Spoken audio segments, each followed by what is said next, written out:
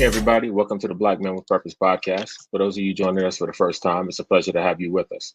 This is a safe space where we share our thoughts on a multitude of topics in hopes of helping Black males, young and not so young, overcome obstacles and challenges that can be hindrances to happiness, productivity, and success. We believe that through our experiences, successes, and failures, we can have some conversations that might help other Black males in their respective journeys through this thing called life. On our last episode, or really on this episode, which is the last one of the season, we're going to continue what we started in the last episode. This week is Brother John and Brother B's turn to answer 8 questions each. And like the last episode, they have no idea what the questions are. So let's go ahead and jump into this. We'll get going with Brother B first. And I guess since I have the mic, I will ask the first question. So, B, at what point does working for a better life become an unhealthy obsession?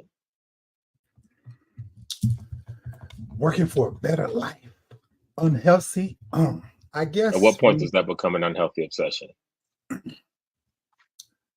I guess when you get to the point where we at our age, I feel like if you're working, it should be because you enjoy work. If you got to go to work and then you are having stress when you get home, I feel like that's when it becomes an unhealthy obsession. At some point in your life, you should have enough stuff.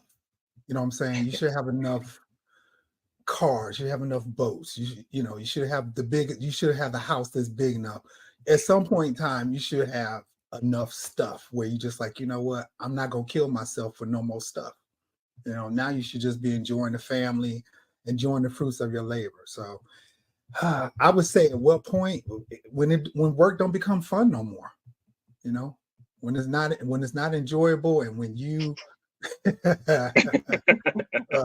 no, I don't have five. But yeah, when it's not enjoyable anymore, when you get to the point where you can just, walk away from stressful situations, not have to go to work no more. So, okay. I hope that answered the question. Byron, if you could have any job in the world for a week, what would it be?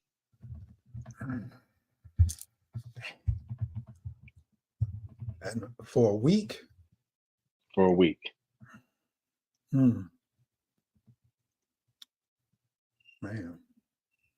I guess I don't know, man. That's a good one. It I would say if I could be anything I would like to be the director of the Veteran Affairs for the week. Definitely be able to put some policies and procedures in place to help veterans, especially the homeless veterans. I just, to me, that makes no sense why we have veterans that are homeless in this country. But if I had the ability to do that as secretary of the VA for a week, that would probably be the job that I want the most. So, I think most of the others have maybe visited the great state of Indiana. I found it very interesting when I went there. And I'm just wondering, where Here you go. what did you find to be your greatest challenges or obstacles once you left Indiana and went out into other parts of the country? Ain't no obstacles leaving Indiana. The obstacles are staying there. For Black folks, I guess. Or I should say, let me just say, were there some societal norms or differences that you found outside the state of Indiana that you had to adjust to? One of the things I know going into the military, when I went to the military, I was thinking, I'm going to find all the people that want to do stuff the right way. I'm going to find people that always want to be on top of their A game. And I think for me, once I got to tech school, that was one of the most biggest letdowns that I found, was that, guess what? They got racist people in the military. They got people in the military that don't know what they're doing. we got people in the middle that don't know what they're talking about. And so I think so the obstacle was changing my expectation of going into the military, and then changing that expectation, because I thought when I left Indiana I was going to get away from that same mentality, but I just realized it's just the world is just has bigger and more people that don't have exposure. That's what I found out. So so for me, my biggest challenge or obstacle was learning how to overcome exposures from different people, because coming out of Indiana, you thinking is everything was black and white in Indiana. It wasn't no in between. We didn't have a lot of people from other cultures. So coming into the military, now the one thing I will say about that, it gave me an exposure to other cultures. And so I think for the biggest obstacle would be is adjusting and appreciating people from their own culture, if that makes sense. Because you didn't have that in Indiana, as you can see. Growing up in the 70s and the 80s, and guess what? 2024 is still the same way. They have little culture.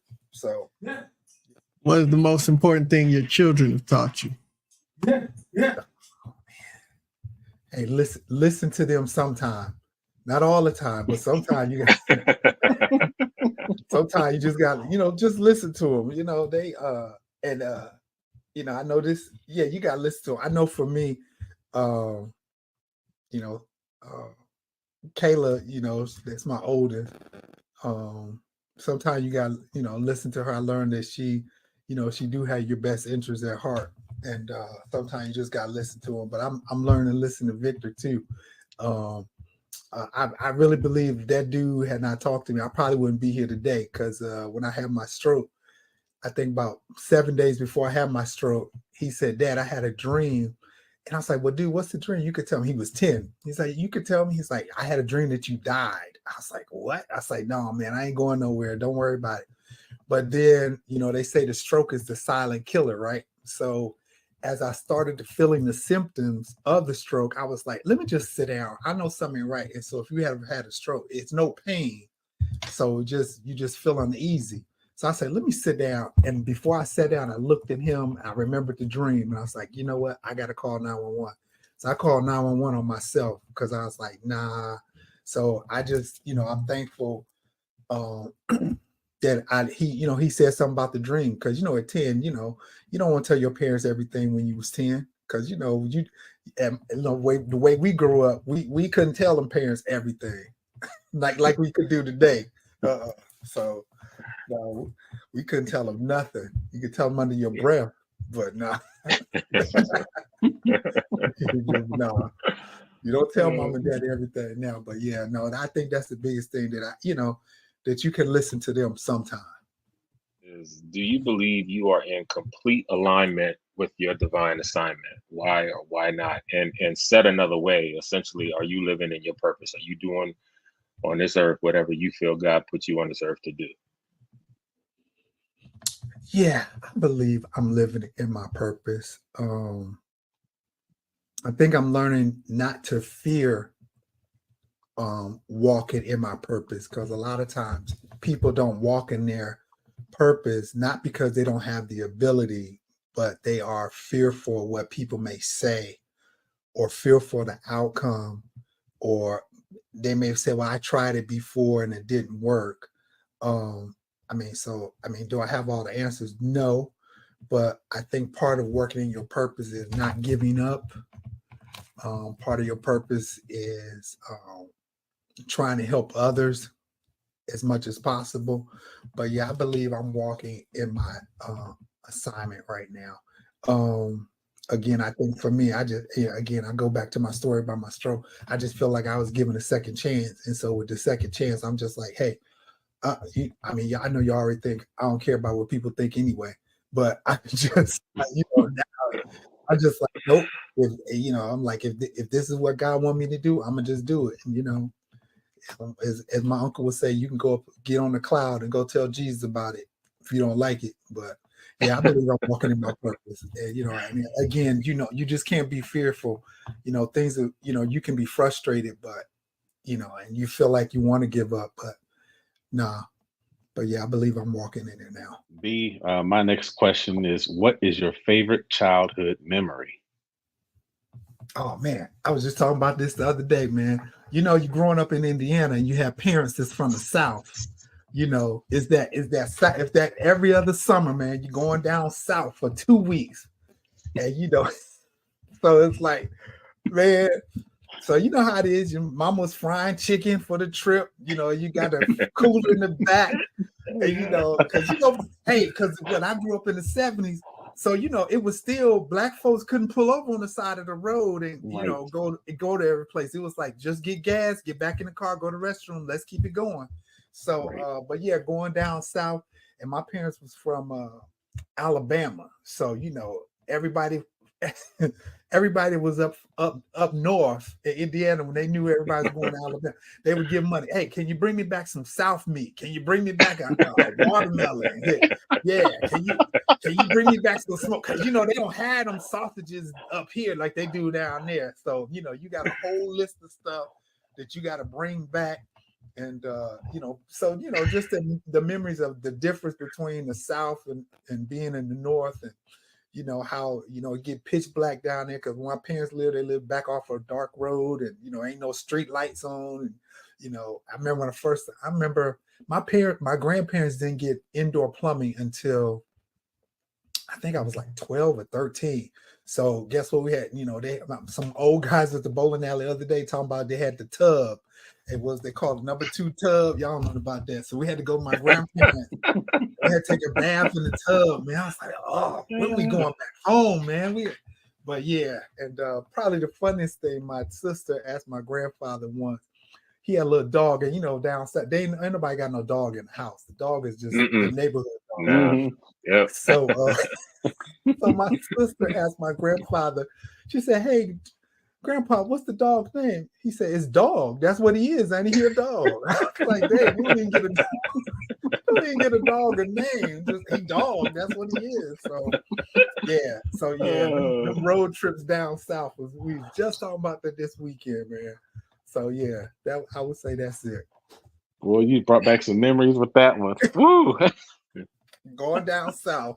Yep. And it was every my father, his 2-week vacation. He worked in the factory. So you know they only got that 2-week vacation, and you got that same 2 weeks every year. Wasn't no PTO then. That's your vacation. Don't change it. First 2 weeks of August. I was like, why are we picking the first 2 weeks of August? You know how hot it is in Alabama? Yeah, for real. Man, no. But yeah, that was it. Yeah.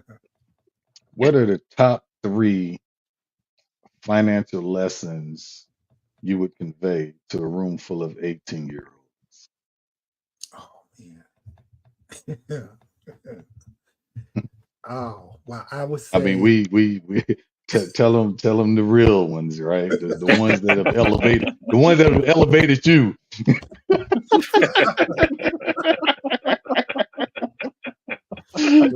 Get hold to the WR funds. That's the first one.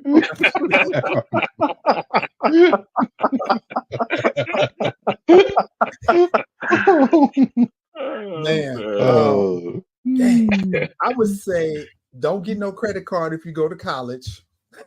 That's the first one. Don't get no credit card if you go to college because that's a scam.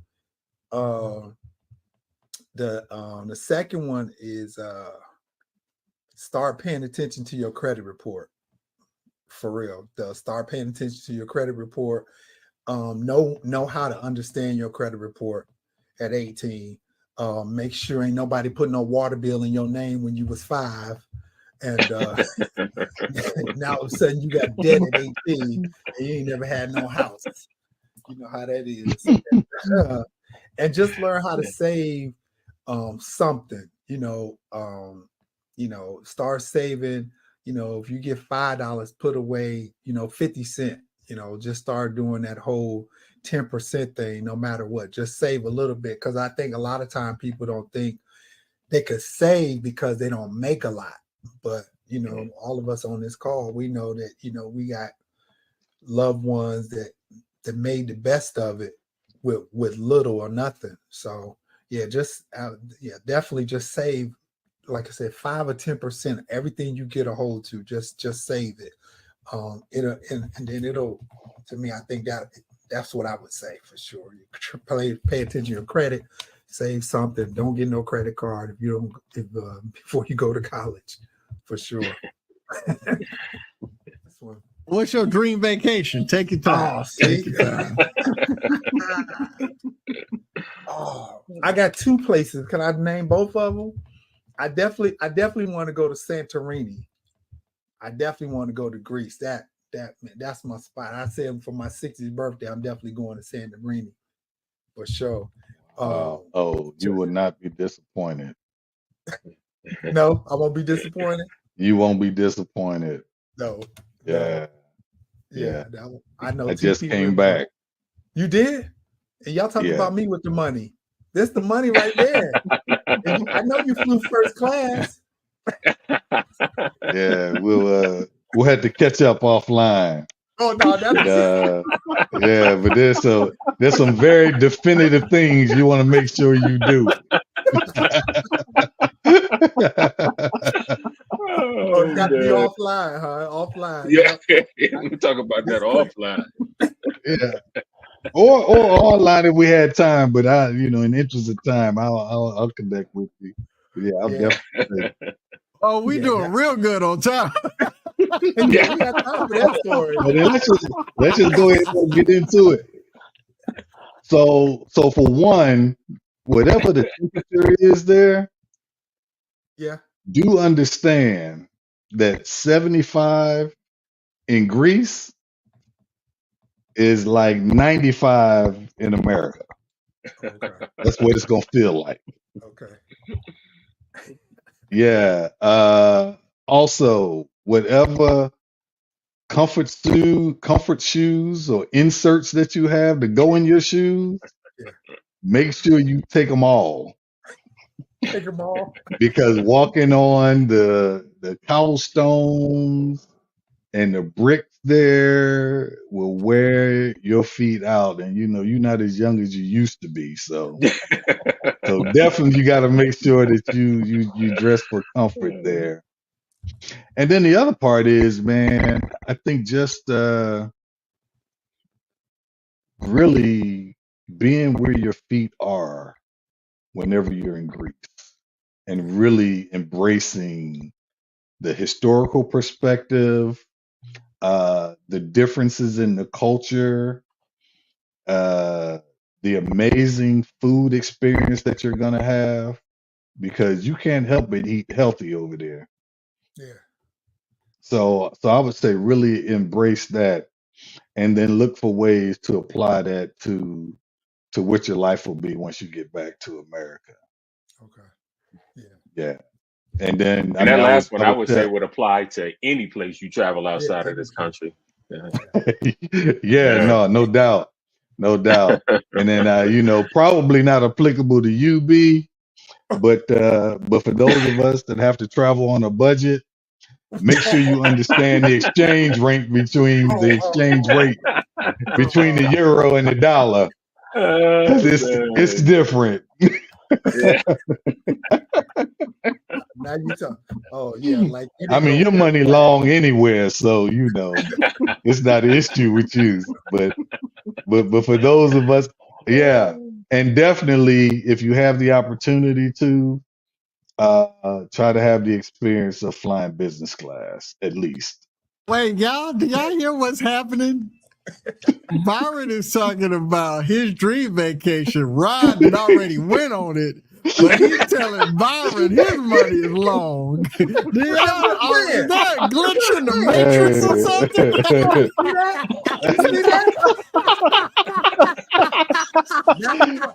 Hey. Oh man. Hey man. All the details. Make sure you got your inserts. Go to the best restaurant. Go business class. Get all the drinks. They pay for your luggage. I'm listening. I'm like, wait, what am I missing? Yeah. And they do eat. They typically eat later in Greece. than we probably would in the US. So You don't get no that's something. breakfast? Oh, the breakfast is the bomb diggity. So for those that don't really like breakfast, you have to embrace it once you're over there. Oh, I mean, sitting on the patio, looking at that water that you don't get to see very often, and just taking it all in. I mean, really, it really, it's almost like it slows down life for you, and you just embrace it all. And it makes you start really thinking deeply about how you can do more of it. Mm-hmm. Enjoying life. Yeah.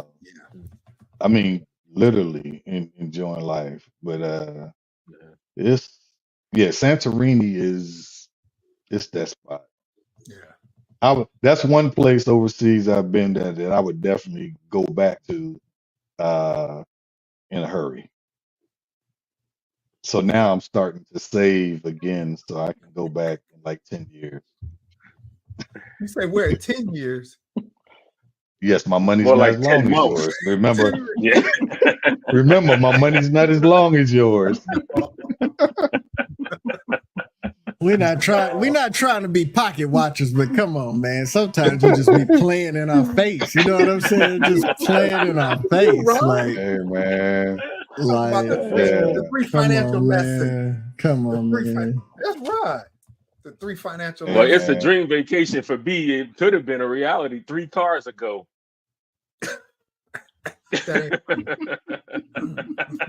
Or 2 houses ago. Byron, don't let them hate on the things that make you happy in your life, man. Don't let them hate on that. He been in them MWR clubs for 15. He been in them MWR clubs for 15, 20 years. I'm stacking an Bruh. empire over here. You could have gone when you didn't have a mortgage. Yeah. When I didn't have no You say that mortgage. as though he has one now. I apologize to you, Byron, because you come on here being vulnerable, talking about your dream vacation. Right. And I mean, they just going in on you, brother. My apologies to you, man. Man. Well, I ain't gonna tell them about the Ritz-Carlton cruises then. For y'all lose. Yeah. Oh. The who? Oh, you Oh, heard you wanted to do that too? Oh. the Ritz. The who? Oh, you Oh, heard you wanted to do that too? Ritz-Carlton. Bruh. Ritz-Carlton. I'm telling you, cruises. you have not cruised until you had the Ritz-Carlton cruise, bruh. Steve Roger did that one too. Oh Lord. Hey man, I ain't talking about it, bruh. I ain't talking about it. I'm not talking about it. I'm just saying. Make sure that you go. You got to have that experience at least once. You know what? Yep. You know what? I'm not messing with you anymore, B. About Thank you. about that. Thank you. It's all on Thank Rod from here on out. Oh no. This dude No, I'm done just done saying, Ritz-Carlton, it, It's extended. and Santorini. He probably took the Ritz-Carlton cruise over to and from Santorini. Right. So and I will say that if you ever get to Dubai, plan to go to Maldives from there because it's not a very long trip. So it'd probably be worth your while. If you're already in Dubai, go ahead on and plan to go to the Maldives from there. I'm just saying. So and you did all these trips on your fixed income, right? I know people that travel well. And you one of them, apparently. I know people that travel well. I'm just trying to give you some inside information. Okay. Well, I appreciate that. Yeah, for sure.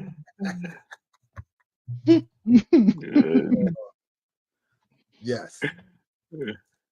Yeah. Wait a minute. Am I done? Oh no, John, we got one more, or we done? Nah, that one was from John. Oh, Rod just hijacked. You said you had 2, but Rod got all up in that. So I guess he stole that from you. You ain't got 2. You ain't got. You said 2. Like you said that, but Once Rod got to go, and I guess we didn't want to talk about our little ghetto vacation plans no We more. won't talk about our trip on Carnival Cruises no You more. know, man, I want to talk about I'm trying to go to Chesapeake Beach an hour away, man. I don't want to talk about that. I'm not on the catch level, Spirit man. down to Orlando. I guess that ain't gonna happen, huh?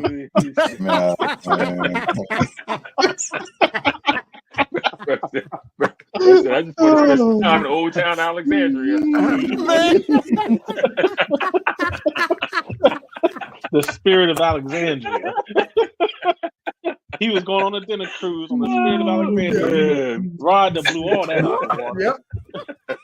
I just wanted to go to Harbor, take the water tax over to Oh Georgetown. man, I just want to go to National Harbor and eat at Tom's Watch, man. Some sports bar food, man. Let me stop. Well, we'll revisit. I'll tell you about Bali next year. Oh. I mean, you just recognize that, man. There's some places in this world that that are just different. Yep. Oh How your man. black card working for you? How your black card working? Oh yeah, and points accumulate quickly too when you start when you start crossing the waters like that. Oh, man. So I just say take full advantage of it, and and you all know. I mean, so for instance, we're made up of our experiences as we go through life, and then after you're able to set some goals for yourself, then you start living for your experiences instead of things, stuff, right? Like you're not trying to buy another car, right? You see what I'm saying? Yeah, you might as well spend, that 50 grand, on a couple trips. 50. Dude. B don't going for no $50,000 car. That's chump change. Shoot. Oh, that's right, because you can get a Honda for 50 grand. So. Right? A Honda. Oh shit, that's what I'm saying. You'll spend 50 That's grand a on fact, Honda now, man. You will spend 50 grand on a Honda. On a Honda. And I know you're not driving any Hondas. Be like, I got an $800 a month car note. What you drive? A Honda? What? Yeah. In fact, B, have you ever had a Honda? Say what? Have you ever had a Honda? I had a Honda Civic. Yes, I did. Say what? Say what? Yeah, I had a Honda Civic. I'm saying after. Yeah, I had a Honda Civic, man. He was a one striper. Honda Civic. Yeah. No, he was 16. Remember, B grew up in Indiana with both hands in the house, so he had a car in high school. I didn't have no car in high school. Wait a minute, I had a car in high school and I didn't have both parents. Well, there's no telling how you got your car.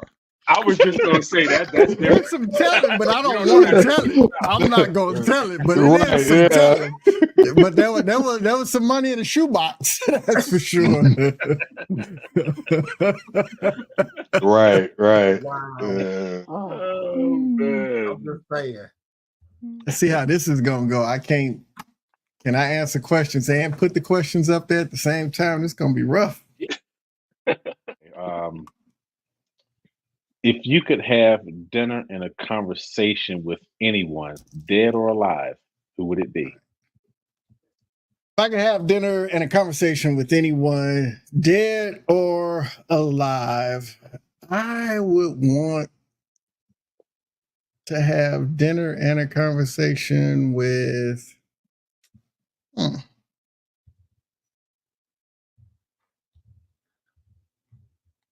Malcolm X, man. I'd like to sit down and talk with him, man. There's a lot to his life and his philosophy that I would really, really want to ask some questions about.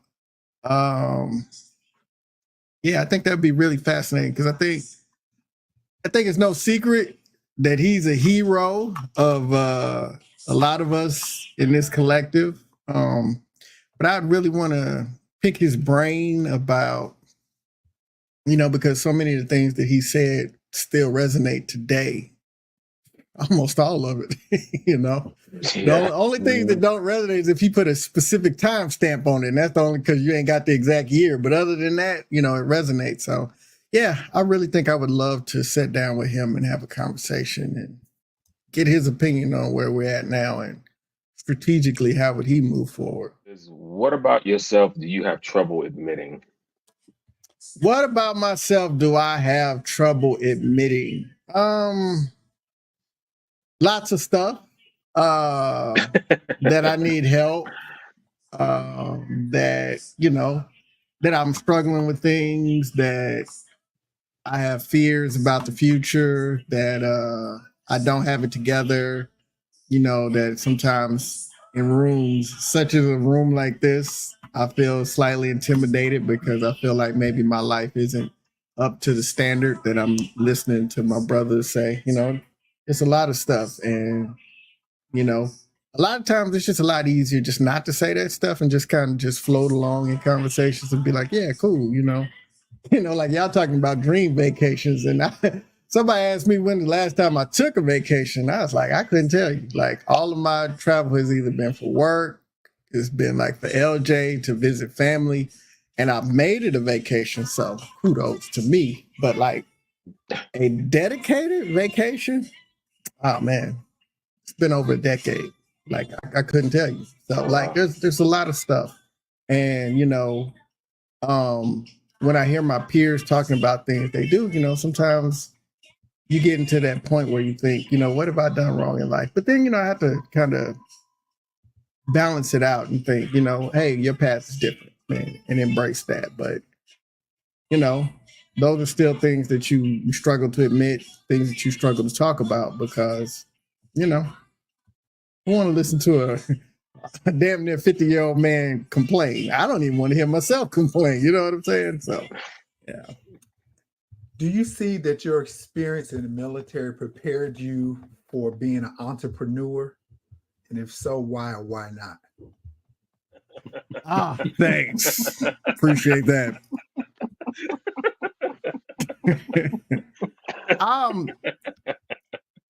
I think yes and no.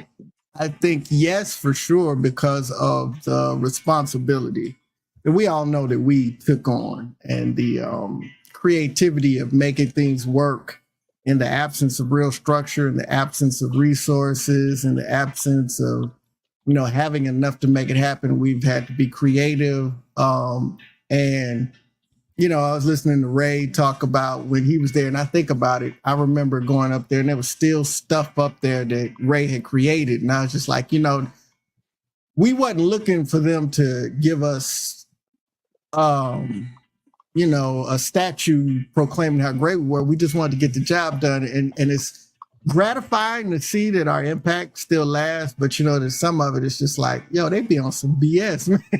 But, so I think on that end, definitely. But where the military definitely failed us is, man, the military treat money like it's not a thing. Like, there is no sense of being fiscally, responsible until it's gone. And now all of a sudden, so it just be like, you never think about the bottom line, the ledger or anything. You just be like, yo, just throw some more money on there.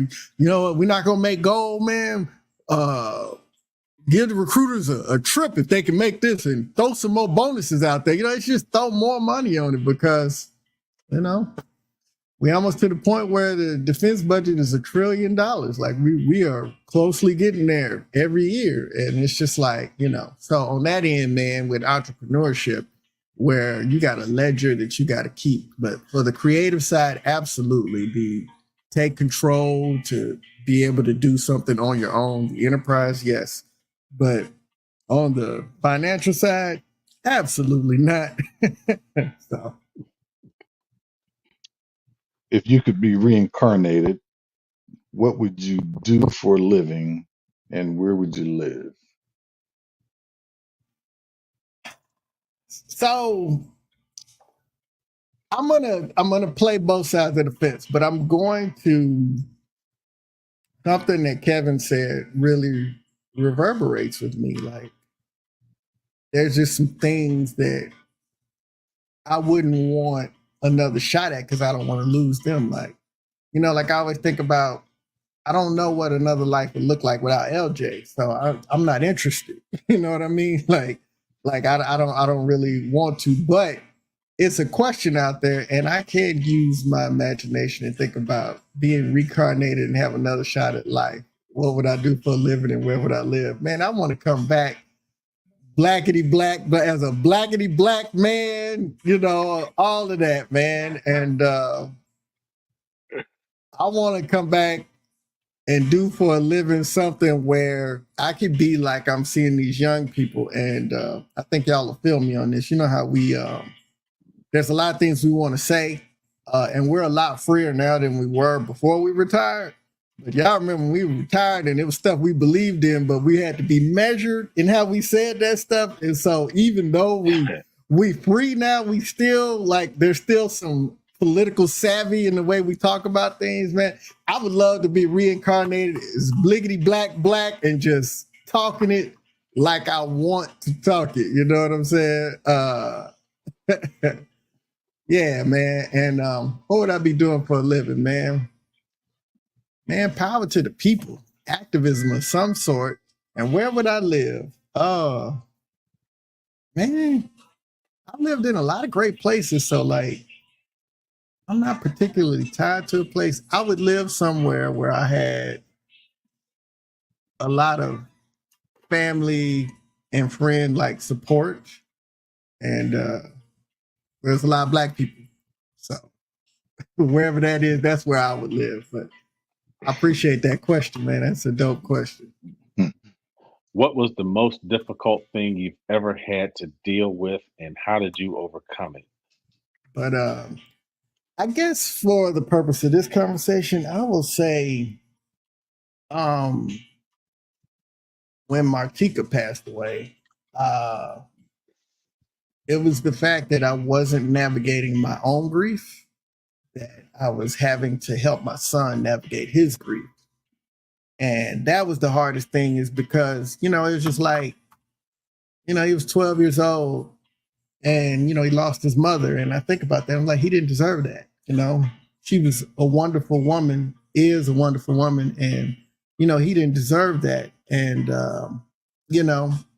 I remember him waking up in the middle of the night and he would look for her in the house. And, it just broke my heart because it was bad enough. I was dealing with my own grief, my own regret and all of that. But watching him go through that and, that was really tough. I think that's one of those things where I can't speak specifically to how I overcame it. It was just one foot in front of the other every day. I remember I used to just say, if you can feel like today is a little less difficult than yesterday was, hold on to that, and every day just doing everything. And I think probably the most helpful thing was that I had a responsibility and I had to show up because, I think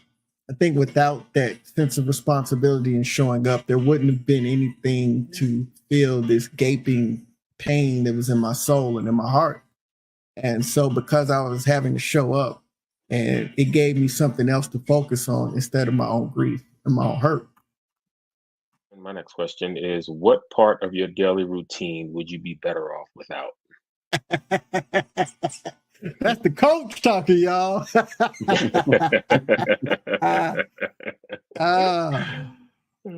A part of my daily routine that I would be better off without.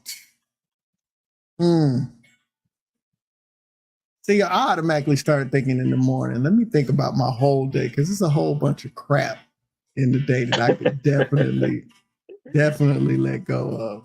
Yo, man, scrolling on that doggone phone. I'm a grown man and I do it. Yo, I'm glad like LJ is out of school for the summer, man, so I can practice just put the phone down because the lie I tell myself is that I need to be close to my phone in case something happens, the school calls or whatever. They don't call. That ain't happening.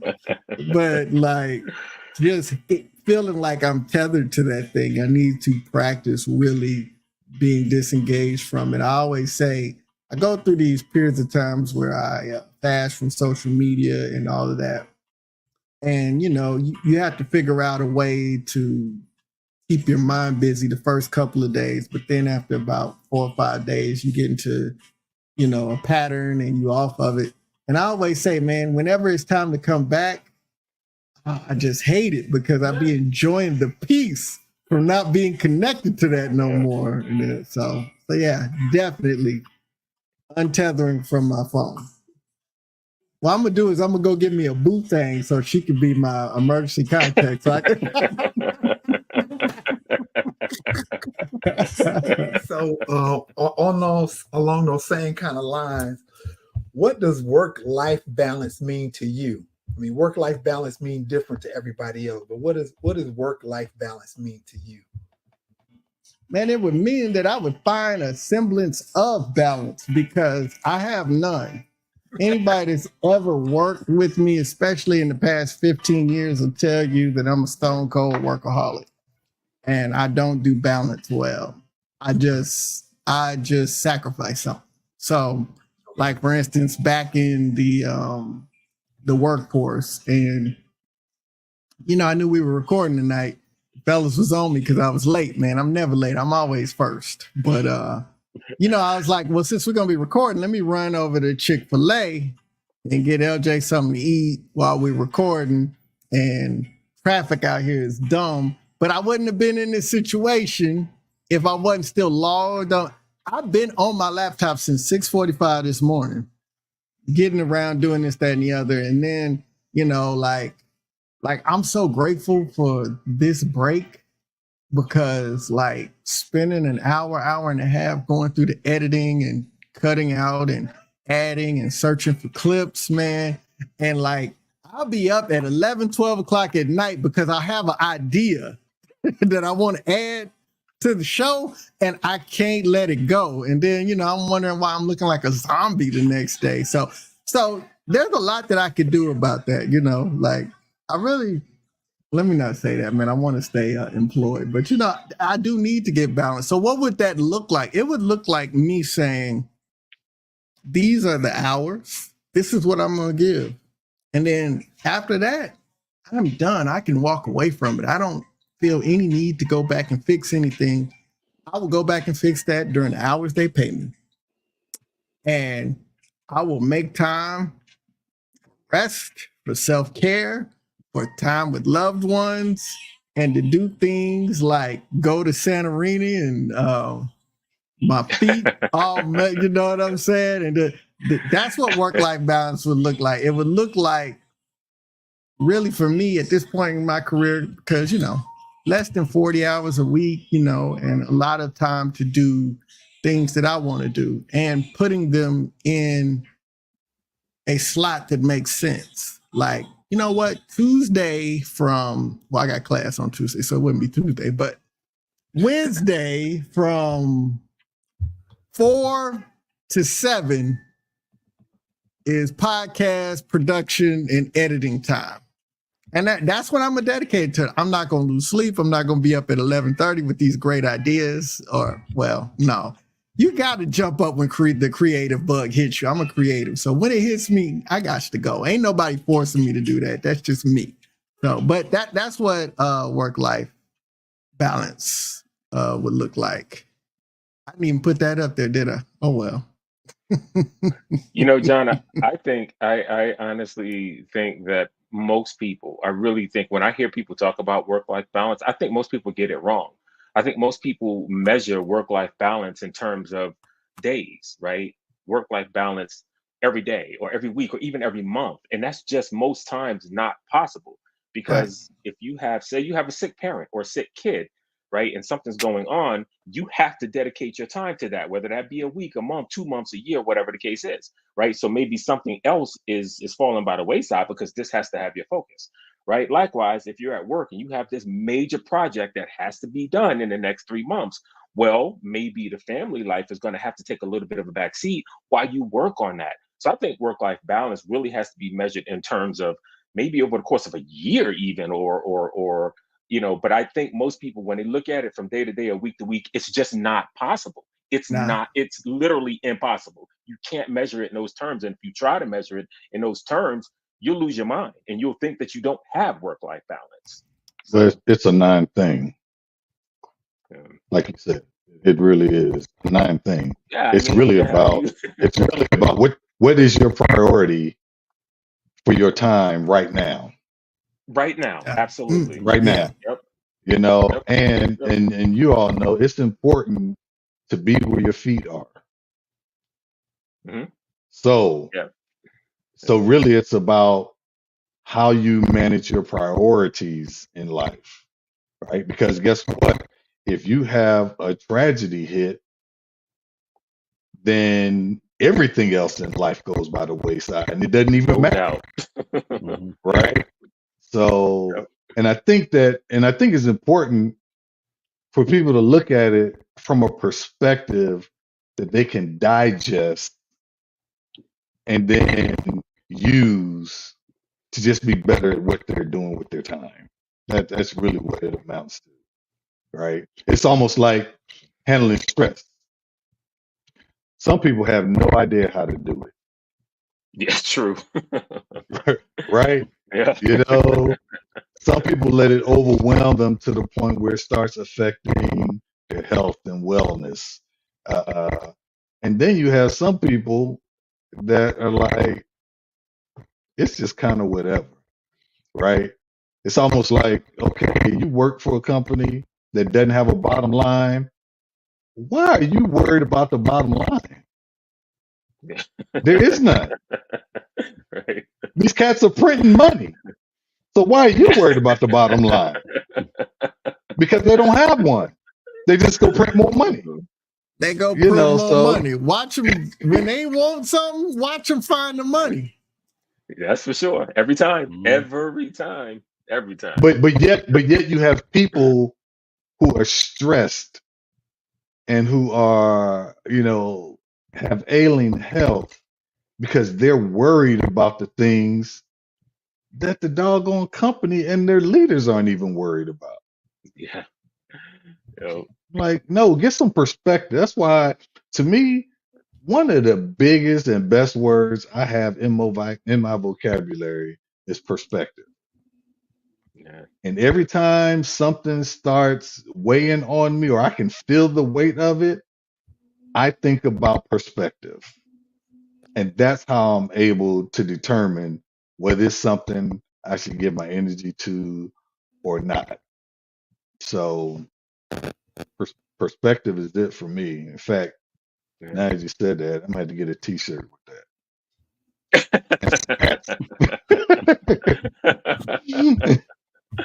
Yeah, that's it, man. So that's my branding, man. John, I'm going to have to hit you up, man. You're usually creative, but it needs to be built around perspective.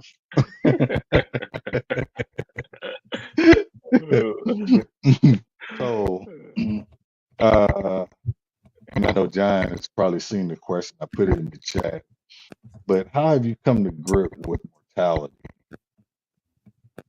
and the difference between the natural and supernatural? Because I don't think many people really give much conscious thought or to that. I think you do when you reach a certain age. I do when you reach a certain age. I think you start to think of it. Well, I'll let John answer the question. Go ahead, John. And then I'll give. Well, you hijacked my question, Rod. So why we can't? Why would we hijack John's question? You know what I'm saying? Because John produces the show. John produces the show. So John gets some consideration that you might not get, B. Let's just be real. He gets some consideration that you just might not get. Brother John, the floor is yours. I'm out. I'm out.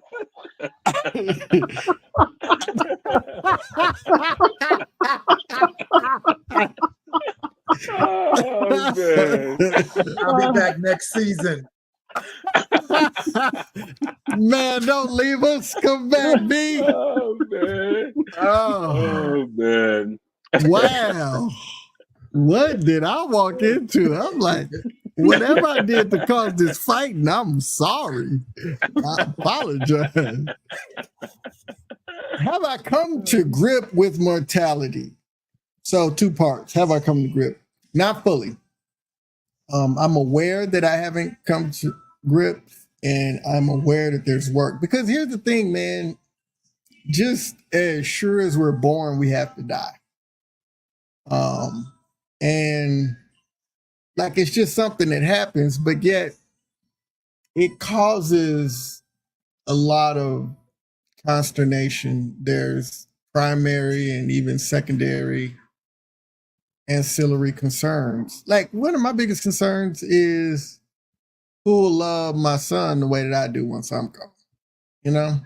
And people tell me, well, you won't be worried about it and people love him. No, I don't care nothing about that. Like I don't.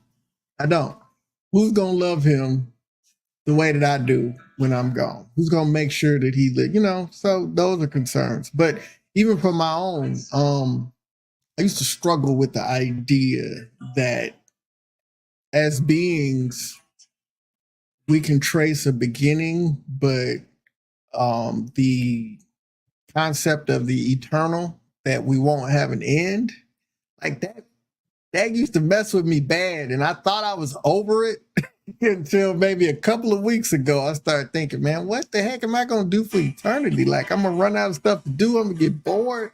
Like, and it started giving me like panic attacks, and so to say I've come to grip, no. But in the process, yes, my mortality is, I recognize that my time is limited. I value it a lot more. Getting up out the bed in the morning, my body tells me, hey, man, you know what? You doing good, but there's a good possibility there's probably more years behind you than in front of you. You know what I'm saying? You might live well into your hundreds, but, just understand you're on the back end of this trip, so make it count. So in that lane, yes, I am working on coming to grips with it. I'm being more intentional about making my time count, like not wasteful, not, oh, it's Monday. Nah, man, it's Monday, man. What I'm gonna do with this Monday? Like, how am I gonna make this work? How am I gonna make Tuesday great and all that? So I can feel the intentionality about it. Like I do things with a lot more intentionality. And I appreciate that, I appreciate the gifts that age has given me, because there were so many good things that it took away from me that I liked and I don't have no more. But you know what? I appreciate these gifts that it's given me. And, coming to grips with the difference between natural and supernatural. Supernatural is natural with super in front of it, so it is. Like, I'm a firm believer that we're spiritual beings having a human experience. And so I've worked to get away from the idea of detaching what happens in the natural from what is supernatural, detaching the natural from the spiritual. Like they are a part of each other and they work in tandem in concert. And even in some cases, they are one and the same. And I recognize that, and I've come to a place, grew up in a religious household, but a religious household doesn't necessarily mean that you were growing up in a household that allowed you to, what I'm looking for, to navigate and be curious about the world naturally and spiritually around you.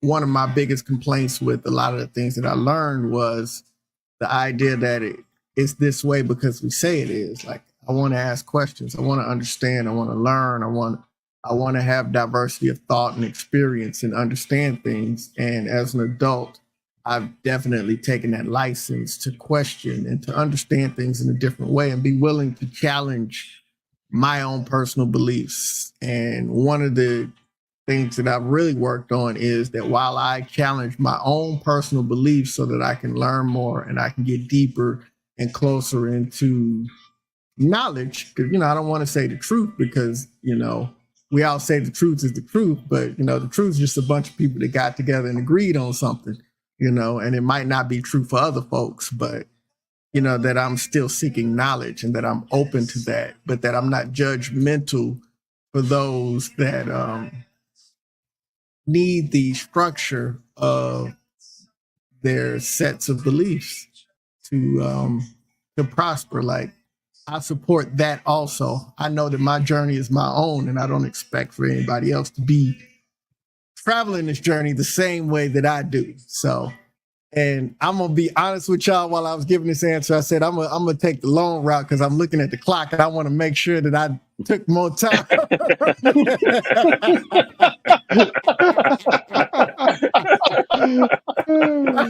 So, like, I'm gonna get us over an hour. I did it. I did it. Success. Oh man. It was some follow on coming after that, but that's good. Well, good season. Good season. So with that, we want to thank each of you for taking the time to join us as we wrap up this week's episode and this season. We want to leave you with a quote from a woman who needs no introduction, quite frankly, Oprah Winfrey, who said, "Summer has a flavor like no other, always fresh and simmered in sunshine. We hope that you and your families have a beautiful summer as well. Until next time, peace."